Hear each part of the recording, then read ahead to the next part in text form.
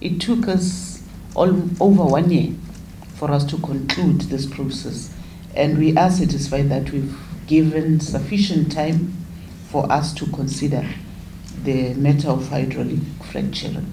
And the report presented indeed and taken to Cabinet informed the Cabinet on the decision which they've made. It was this announcement 2 weeks ago by South Africa's Minister for Mineral Resources, Susan Shavang, that renewed fears by anti-fracking groups that what they dreaded most might be slowly becoming reality. We are perplexed about the sequencing and the logic of lifting the moratorium, the so-called moratorium, and in the same breath announcing that public participation will take place. Jonathan Dew is becoming the leading voice of resistance against fracking in South Africa. The government of South Africa instituted a moratorium on shale gas exploration in 2011, following fierce criticism against the planned gas hydraulic fracturing. 5 companies, including petroleum giants Shell and Canadian-based Fracking Oil and Gas Limited, have applied for licenses to explore at least 20% of South Africa's land.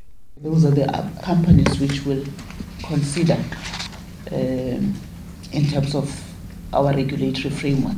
The minister said the government will proceed with caution, but Dew believes this is a gamble the country cannot afford to take and a legal battle is looming.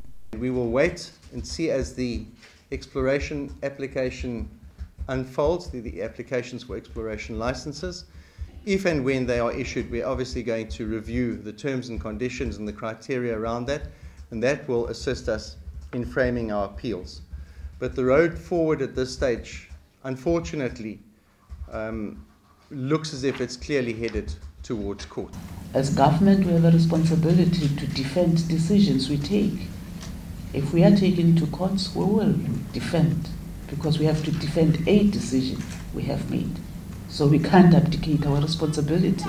Don't say, Mother Africa! Wanna drink gas? No! At the National Parliament in Cape Town, anti-fracking activists chanted and sang against the government's move. The protest was part of the World Campaign called Global Frackdown.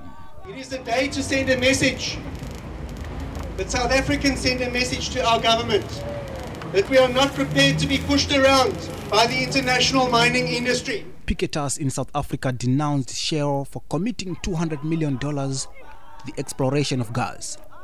They said such money is better used in pursuing greener options such as solar. We say to them, spend that on a Karoo dog with solar energy and An assessment by the Petroleum Agents of South Africa concluded that as much as 30 trillion cubic feet of shale gas may be recoverable from the country's underground. This, the research estimates, will create at least 50,000 jobs. A report released by the Water Research Commission has given anti-fracking proponents more vigor and reasons to oppose the government move. The State Commission research revealed that fracking poses cancer risks from chemicals used during the process.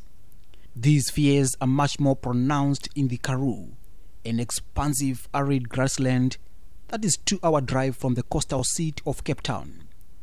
Activists say, apart from the groundwater contamination, the Karoo's endangered species of plants, animals and birds will also be affected. Can we afford it in a water-scarce country to put a large part of our water resources in jeopardy as a consequence for the hunger for natural gas? This is a cause veteran lawyer Paul Hoffman is keen to defend. He says despite the government's mighty, precedent cases show how ordinary organized citizens can successfully win cases in court. Tefson Mdzingwa for The Real News, Cape Town.